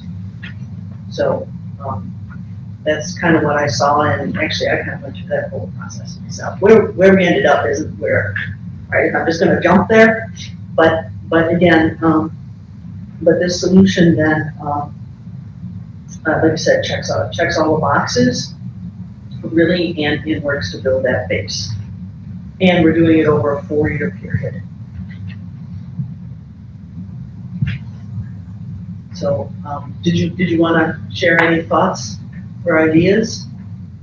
I think really just echoing your comments, Carrie, you know, as we talked about, again, balancing with what happens over time in a more steady way. Again, talking about the 3 bullets at the bottom of the page about being sustainable, maintaining fund balance in the range that we thought was appropriate in trying to do things in a more gradual fashion. It checked all those boxes, and it's forecasted here. I mean, we're forecasting surpluses essentially for what's shown here, even when there's a small deficit in the last year. There's a lot more uncertainty, obviously, in the last year as to what the situation will be. But even with that, keeping the fund balance, being that 20 to 25% of expenditures, it checks that box. So, again, looking at does this present a sustainable solution based on data as we understand it today? It really seemed to check those boxes. The other thing we talked about that is important to remember is, while the formulas dictate the maximum that can be levied, every year the board does not have to vote to levy the maximum, correct? But I would say the board sets the levy every The fall. board sets the levy. Based on the Right. information that you have at that point in time. Right. So I think that's important to remember too. The board has the authority to set the levy. So to clarify, when the biennium comes out, if the state gives us a big increase for people, and we have a surplus, or the projections show a surplus, we could back off of, if this passes, what that number allows. So I'm gonna give you the same answer. Okay. Instead of saying yes, I'm gonna say every October, the Board of Education determines what it's going to levy the taxpayers to provide for educational programs and debt service in our community. So. I'm not on the finance committee, but I did attend the meetings, and so I just wanted to say thanks to Rich and Carrie and your staffs and to the committee for providing all of this information. This can be complicated stuff, and I would like to thank Carrie for providing this information in a way that we can understand. We've heard the same information regarding the district's financial picture multiple times. The common thing I hear from people is that they wish that the district could do a better job of spending the money that we do have. And my response to them is that we do indeed do this. And I give examples such as the things that we heard in your PowerPoint. So when someone says to me that we should have been planning for these projected shortfalls, I respond by telling them that we have been doing things to save money. I also think it's very important to keep in mind and to talk about what's at risk of being lost without these funds. It will unfortunately mean budget cuts, which will mean fewer staff, larger class sizes, fewer opportunities for our students. I think this is a good solution, which will help us long-term by working to increase our base revenue, but will also allow us to maintain and continue to improve on our high educational standards. So thanks to the committee and everyone who's worked on this. If there's no more comments, I'd like to take the next step and try and explain what's going on with the graph that will show the level increase in the tax levy. So one of the things the committee talked about when we looked at the leveling out experience is what's going to happen to the levy. We know that we have $3 million in our debt service fund that we're going to use to prepay debt so that we can save over $1.5 million. I got an email today from them already. Priorities right now. But we know that we have that dropping off the levy, and then we also knew that we had the 2.5 dropping off in 26, 27. So what I'm trying to show in this graph, and this is feedback opportunity here, okay, is because we're working on having a graphic to be able to talk about this. So you can see in 22, 23, the total tax levy, and remember, we levy for general operations, we levy for debt service, and we levy for community service. So it's all three of them combined together. So if you look at 2023, and you can see the blue bar is, or the blue portion of the bar is general operations, okay? And then you get into the, I'm gonna call it purple, others would call it something different, but that's our debt service.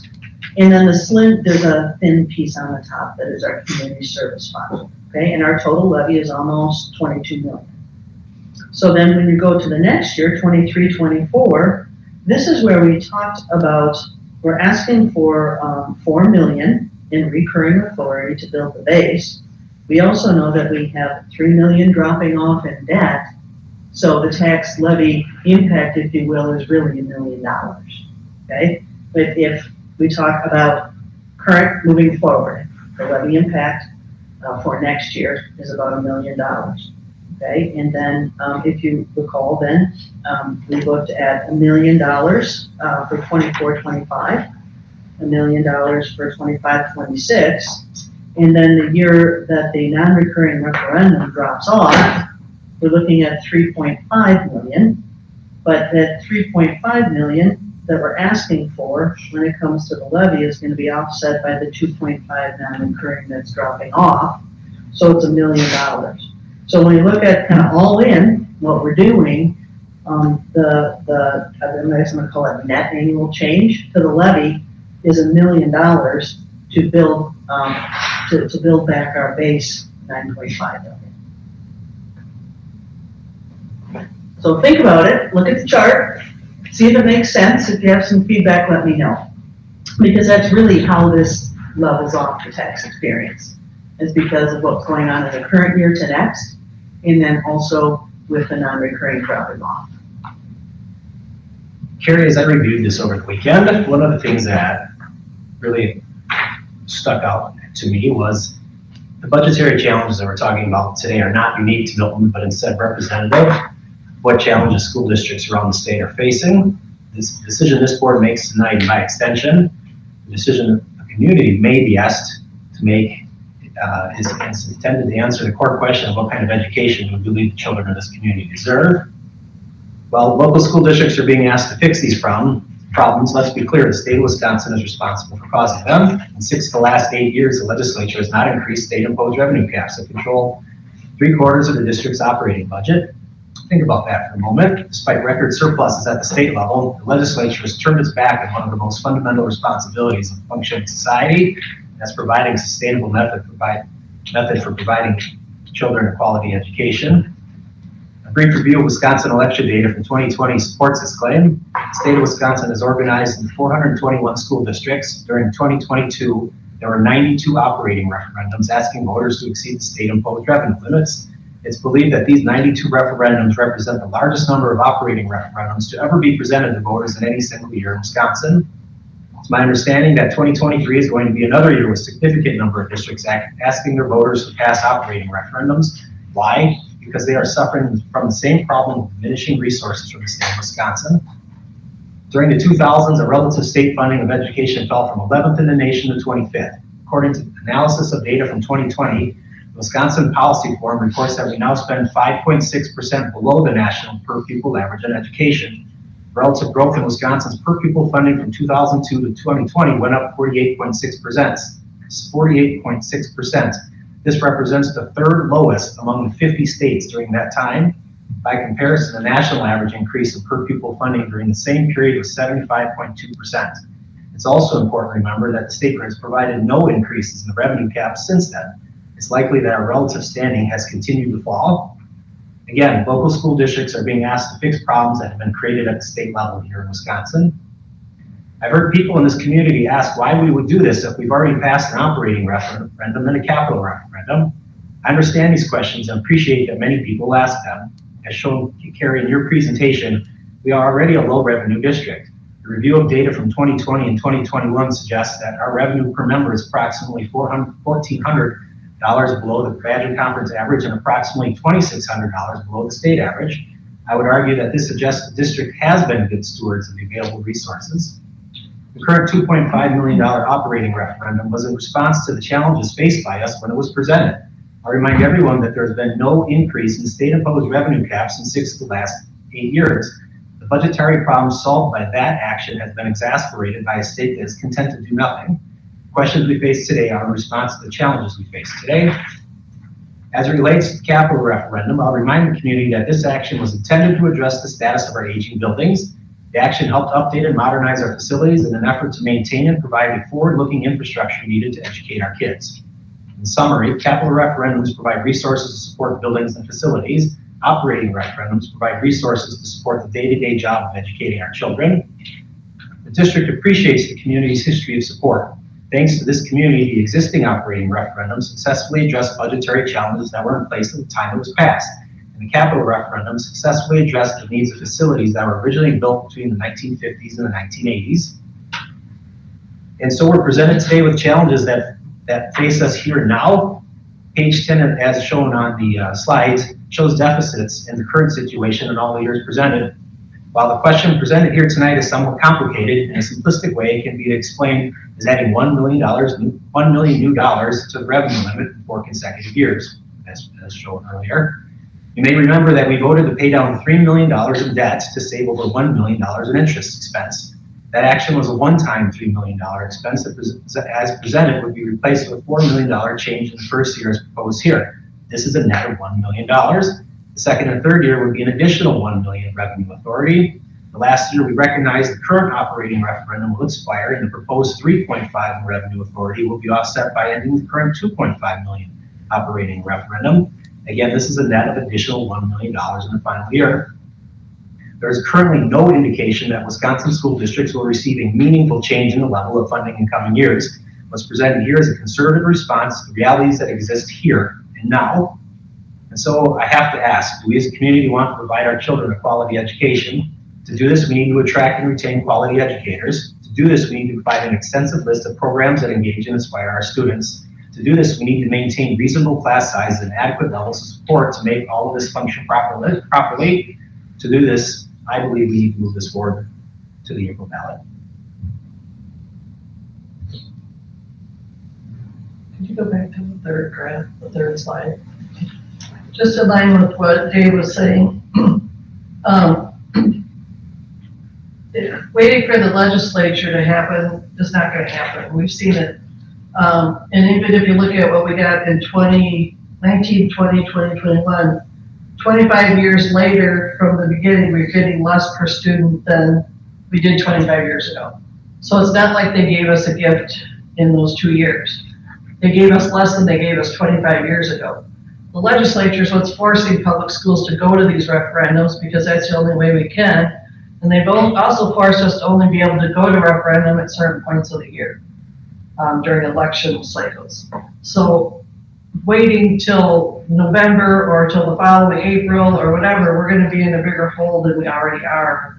And it's not any doing of lack of irresponsible spending or any of those types of things. It's the way the state of Wisconsin is. We used to be proud of our education system, especially our public education system in Wisconsin, and our legislature and our elected officials have put us down to Mississippi levels.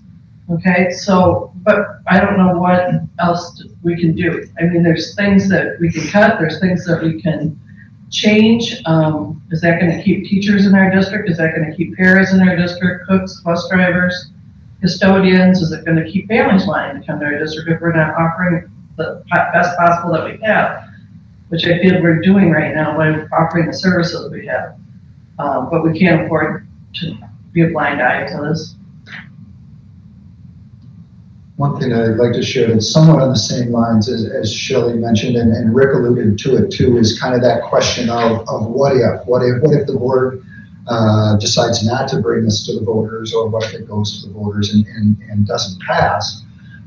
We saw slides earlier, and I won't go back to them, but we saw slides earlier that we'll have a deficit for this coming year in the $2.5 to $3 million range.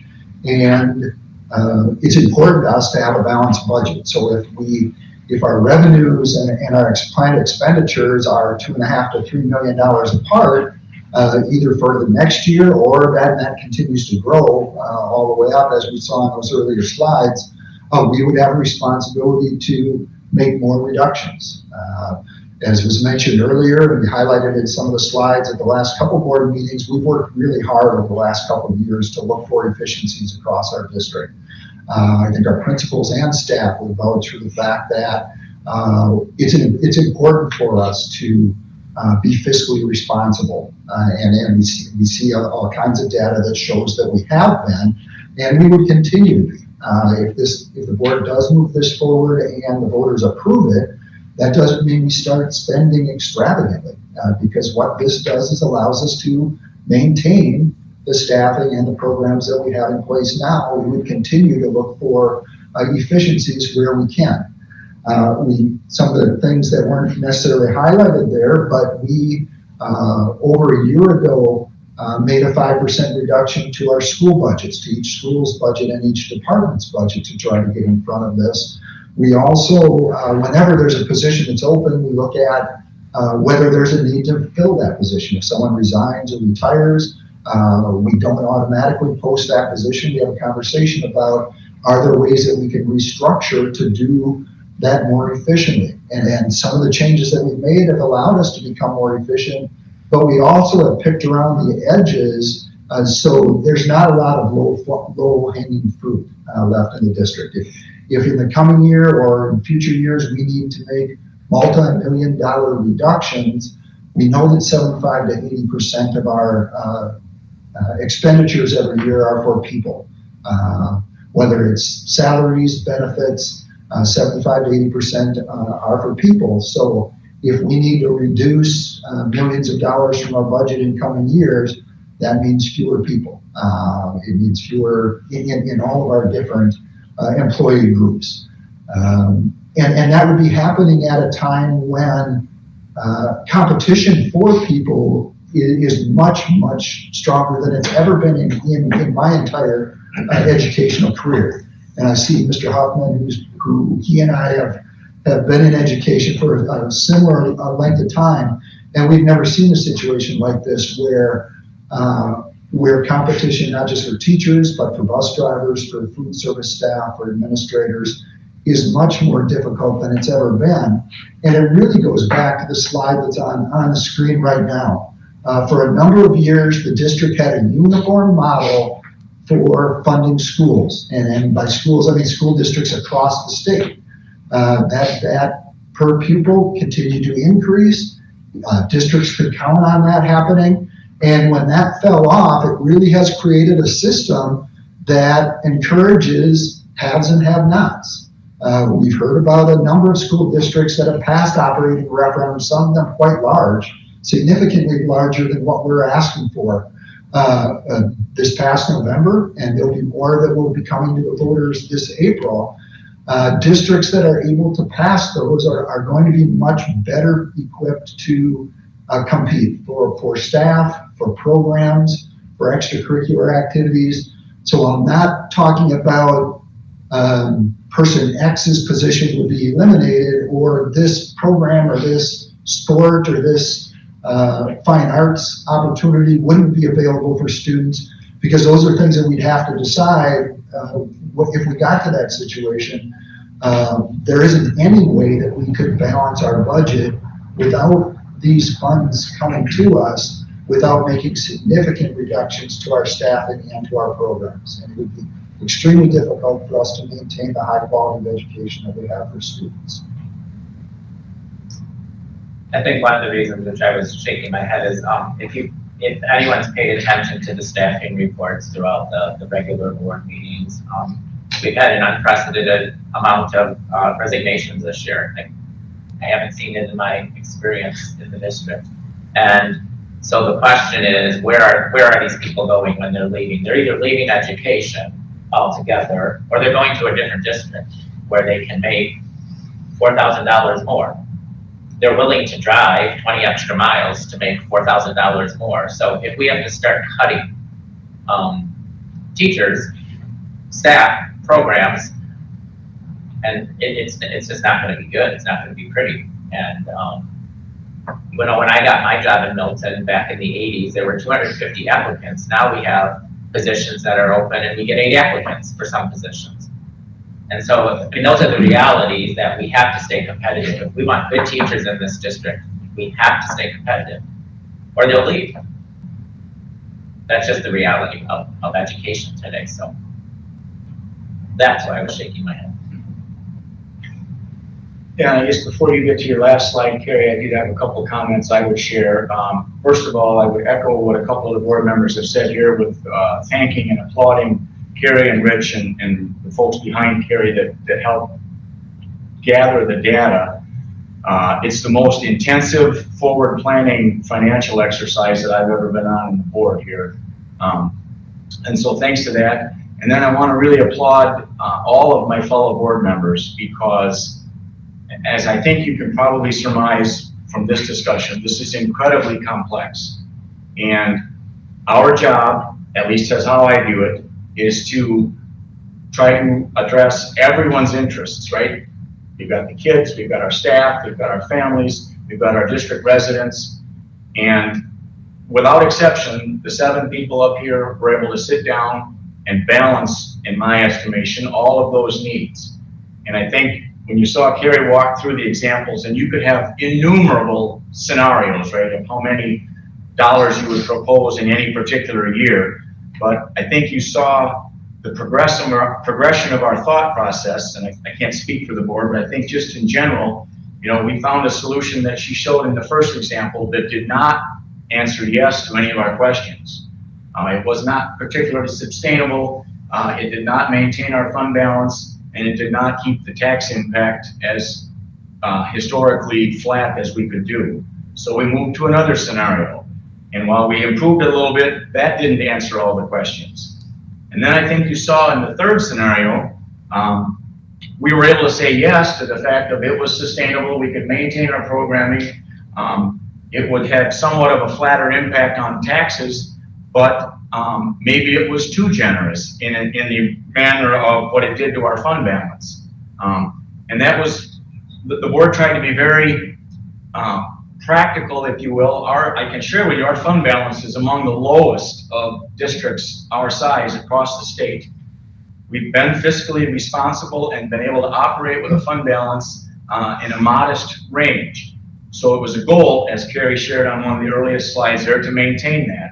So we had to keep massaging the numbers, if you will, to come up with a scenario that was somewhat modest with surpluses. And it was a goal of the committee to not project a situation where we would have an automatic deficit if in fact all of our assumptions came true. It was pretty important, at least to me specifically, to advocate or to propose something that was at least, give us a black number in that surplus box, but to keep that as modest as possible. So that fourth scenario did that. It also kept that fund balance and the percentage of our budget at a very flat level, if you will, as far as maintaining where we're at now. And corollary to that, it keeps our tax impact, as you saw in that one particular slide, is 15% this year, but then it falls into a 5 or 6% increase moving forward. And that's a manifestation that Dave eloquently outlined for us. We did debt defeasance, and we're going to drop that off and step back in with a number that's only $1 million higher than that, and then do that moving forward and compensate for the 2.5 dropping off with the last year's projection of 3.5. So it's a way, albeit a little bit more complex to explain, the flatness of surpluses, fund balances, tax impact is as flat as we can make it going forward. And just to address, I think a public comment was somewhat illuminating us, as a couple of years ago we made statements that at the point in time maybe don't apply this year because of everything that's changed. Now, we had to make many assumptions, some of which Carrie highlighted for you on that one graph there. And we don't know where we're gonna be with those assumptions. We tried to stay in the middle of the road. I think personally, I feel like a 3% growth in our expenses is modest or best case. If we experiencing anything more than that, then even our proposed solution here becomes very thin. But I think we're comfortable enough proposing that because it's, in my estimation, the least we can recommend for an increase that is able for us to maintain what we're able to do right now. The maintain piece is very important because I think there are folks that assume that we continually want to improve and enhance, and that's an altruistic goal, but we recognize the impact it has on all of our taxpayers. So it's a bit of a teeter-totter. It's like, how can we balance that? Yep, we know we're asking you for more money. We're going to ask you for as little as we possibly can to maintain the great things that we're able to do for our students. And I want to applaud the board for finding a solution that I think addressed everyone's interest in that situation. Right, so I'll just quickly make a statement as well. So I think staff are really important, and obviously comparisons are necessary, not only to educate the board, right, but again, to educate the public. Yet at the end of the day, there is no easy solution for this. Taxes will be affected by our decision, and not everyone is going to support our decision. And I think we must understand that. But quality education is important to all 7 of us. And then I just feel like it's necessary to maintain that. This is a gradual increase with a long-term solution. I agree with you, Jen. I ran for school board earlier this year. I knew there'd be some hard votes I'd have to make, and this is up there as the top. I'm going to use, as the new guy, I can use that for a couple more months until the 2 new ones come in. But when I was campaigning, one of the things I said is, I'm going to make some votes you may not agree with. And this could be one of those, but in that process, just know that I'm going to do my due diligence, right? Like, that encompasses hours and hours of meetings and phone calls and questions and conversations with people in our district, out of our district. So tonight's vote, I will be voting yes. That gets on the ballot, right? And it's up to the community, like Dave said, to cast your vote. But in that process, I hope you guys do your due diligence. Ask the questions, reach out. If we have listening sessions, attend those. Make sure you attend those. Ask the questions though. So that's right. I also want to add, contact your state legislature. The people that are representing you, they're the ones that are controlling a big ball of this. And see where they're at this, I think it's going to be held up for a long time because they're not going to agree with the governor, and the governor won't agree with them. So this could go on for months and months. So contact your people that represent you. This agenda item did not have a board decision, but there is if there aren't any more questions, the next agenda item gets into, actually, there's 2 different potential action items that the board could choose to take. So, Joe, are we ready to move? I'm just going to say, did you want to do the last slide of the presentation, Carrie? The last slide is just a summary. Okay. Seeking from the voters the solution that the committee worked through. Yeah, if folks have done, if anyone has anything else they want to share, please. But if folks have had a chance to weigh in, I guess we'll move down the agenda. So I'll make a motion to approve the resolution authorizing the school district to exceed revenue limit for recurring purposes, be it resolved by the school board of the school district of Milton, Brock, and Jefferson counties, Wisconsin, that the revenues included in the school district budget be authorized to exceed the revenue limit specified in section 121.91 Wisconsin statutes by $4 million for the 2023-2024 school year, by an additional $1 million for a total of $5 million for the 2024-2025 school year, by an additional $1 million for a total of $6 million for the 2025-2026 school year, and by an additional $3.5 million for the 2026-2027 school year, for a total of $9.5 million, and to remain at this amount. For recurring purposes consisting of ongoing educational programming, staffing, and maintenance expenses. I'll second that. Okay, and thank you, Mr. Mike, for reading that wordy motion. So Mike's motion is seconded by Dave. It's on the board so everyone can see it that's following along with us, and I think we all have it up. I will not reread it because of its length, but it is very concise and detailed there. So are there any questions? I see none. I will roll call vote this, and I'm going to start on my left with Shelley. Yes. Jennifer? Yes. Rick? Yes. Joe is yes. Mike? Yes. John? Yes. And Dave? Yes. 7-0, that motion passes. So, thank you. And then in a related action, if you will, we'll move down to C, which is discussion and possible action on a resolution providing for a referendum election on the question of the approval of a resolution authorizing the school district budget to exceed revenue limit for recurring purposes. I'll make a motion to approve a resolution providing for a referendum election on the question of the approval of a resolution authorizing the school district budget to exceed revenue limit for recurring purposes as described in the document titled Referendum Resolution, which is attached to agenda item 4C. Thank you. Motion by Rick, seconded by Jennifer, to move in the manner that he just outlined, and it was exactly how I read it. Are there any questions on that? Rich? I'll just share one thing. There's a 11-page document that's in the docs that details a lot of the specifics of the election. And it includes the official referendum ballot that would be used. And the one other thing that I want to share is if the board does approve this, John spoke earlier about the importance of educating folks and making sure that people can make an informed decision. So we would be looking at holding listening sessions, having conversations with community groups, parent groups, staff groups, having sessions that are open to anyone to be able to answer any questions that people have. As we get questions, we would build out a frequently asked questions page on our website so that folks who aren't able to come to those meetings would have that same information.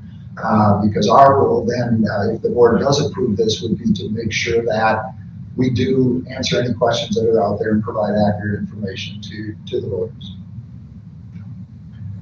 Okay, we've got a motion and second on the floor, and as the voice or the vote to do the resolution was unanimous, I will voice vote this to put it on the ballot. All in favor of the motion signify with aye. Aye. And opposed? That is unanimous, and it passes as such. Thank you, Carrie. Thank you, Rich. As I mentioned before, it is very, very appreciated. Our journey continues. Yes, it does. Okay, we will move down to new business, and Rich is going to do his periodic update of open enrollment applications. Yeah, earlier, back in November, we changed our model from the board approving the alternate applications that come in throughout the year to the district administrator approving those, but then bringing updates to the board. So what's listed in board docs, if you want to, Carly, if you want to open that document.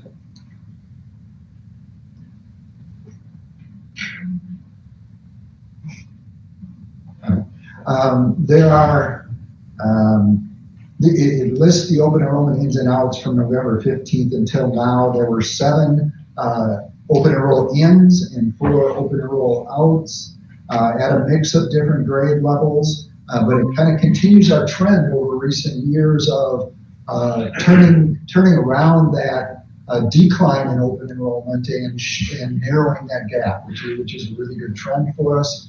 So it's great to see we continue to have more students in this time frame moving in through open enrollment than moving out. So it isn't board action, but during that period of time, it's been about 2 months since then. 7 transfers in, 4 transfers out. All right, any questions for Rich? All right, thank you for that. 6 is miscellaneous. 6A is our staffing report. I would move to approve the staffing report as presented. Second. Thank you. Motion by Dave, seconded by Rick to approve the staffing report as you see it. Are there any questions on it? All in favor of approval signify with aye.